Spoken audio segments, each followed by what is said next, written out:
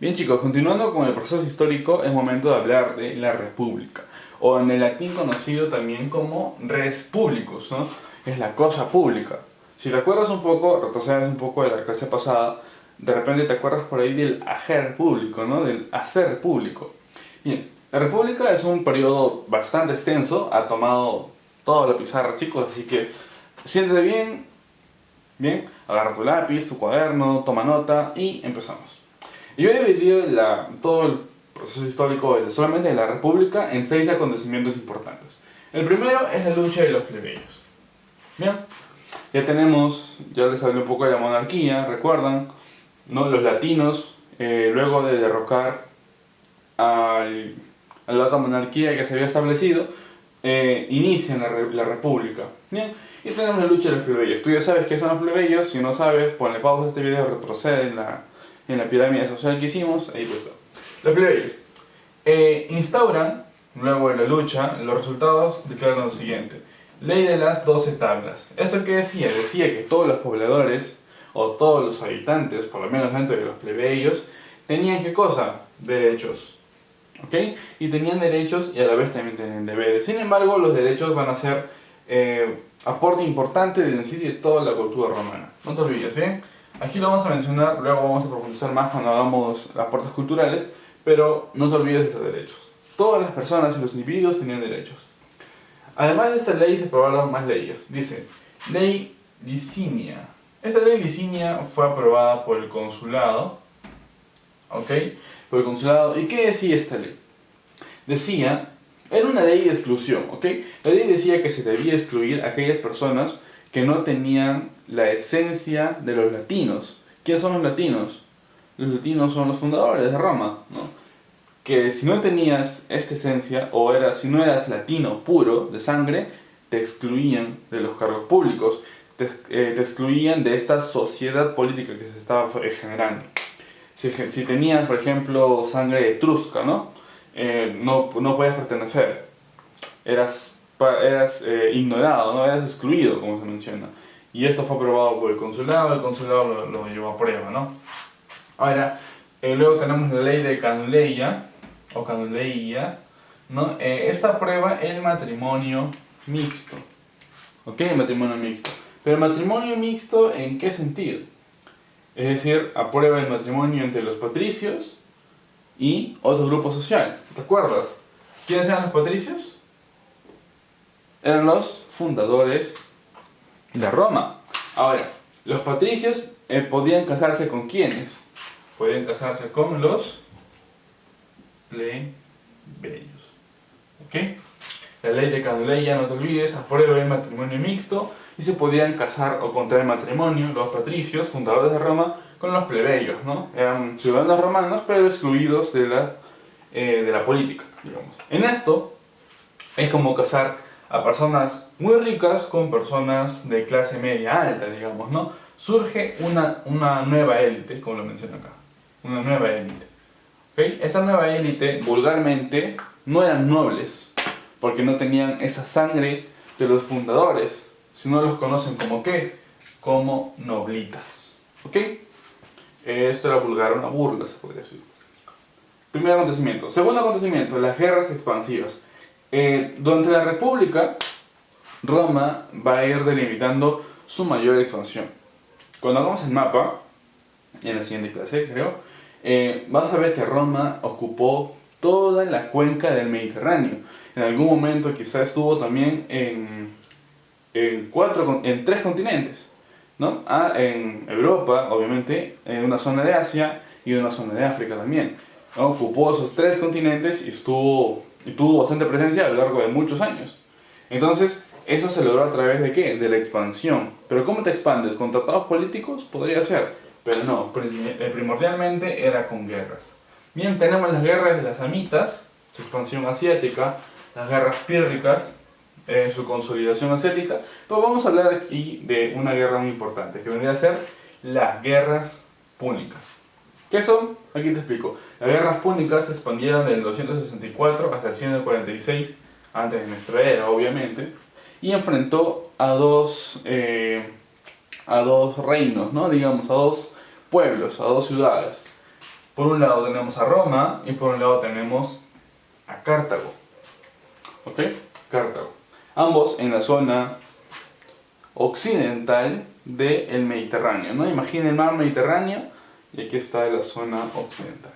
Si hiciste la tarea de Grecia y dibujaste el mapita, por ahí te puedes acordar.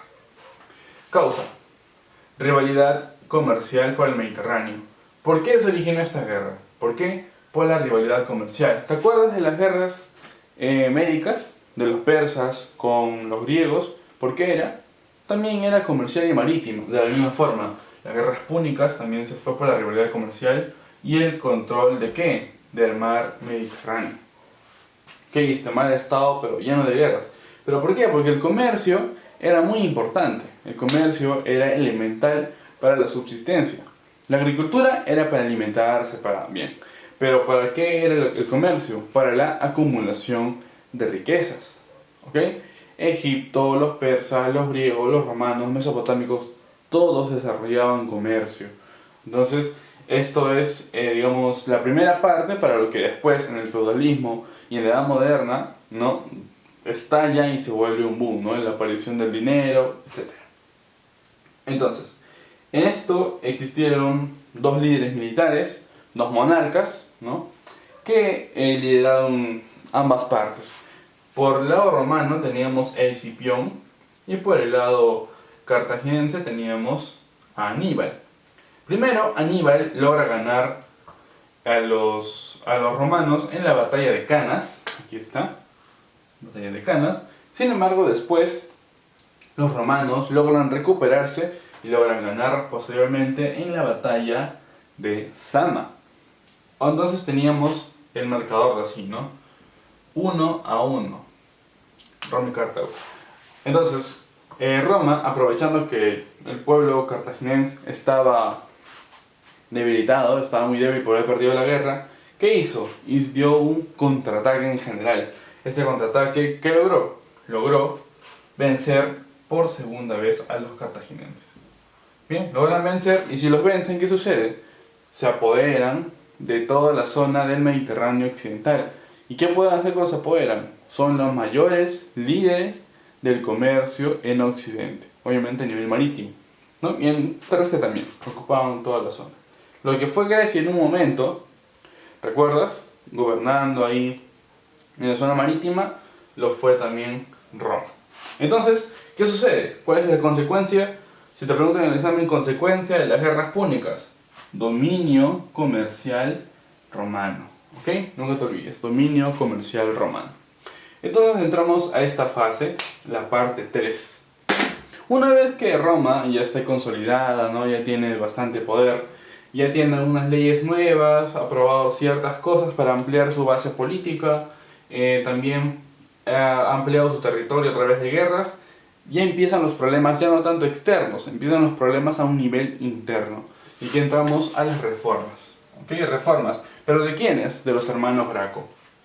Ahora te voy a hablar, dentro de la estructura política, de un grupo de opinión.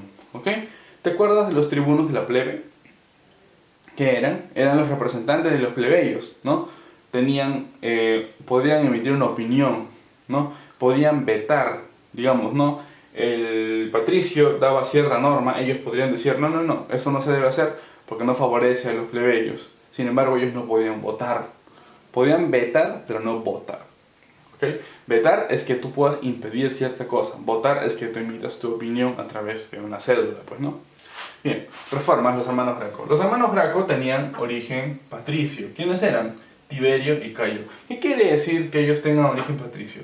Quiere decir que tenían ya sea mamá o tenían papá, o ambos quizá, de origen patricio, el origen de los fundadores, ¿no? Esta sangre, esta línea de sangre de los fundadores lo tenían los hermanos Graco. Sin embargo, pertenecían a los tribunos de la plebe. ¿Por qué? Porque gracias un poco, gracias a la aprobación de Canon Leia, ¿qué pasó? Matrimonio mixto, patricios con plebeyos, ¿ok?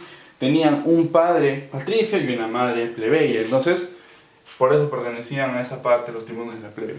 Podían participar, pero solamente de esa forma, pues, ¿no? Siguiendo un poco su posición social también. Tiberio y Cayo, ambos promovieron ciertas reformas. Primero, promovió la reforma agraria. Tiberio promovió la reforma agraria. ¿Qué decía? El reparto de tierras, ¿no? Que los patricios tenían grandes extensiones de tierras, tenían chácaras enormes, lugares en los cuales se podía sembrar y trabajaban los esclavos ahí. ¿Qué proponía Tiberio, ¿no? ¿Y qué fue lo que intentó lograr más adelante? El reparto de tierras. ¿Entre quiénes? Entre los plebeyos. ¿Por qué? Ellos trabajaban siempre, no comerciantes, agrícolas, pero era su trabajo para subsistir. No podían generar muchas riquezas. ¿Qué quería?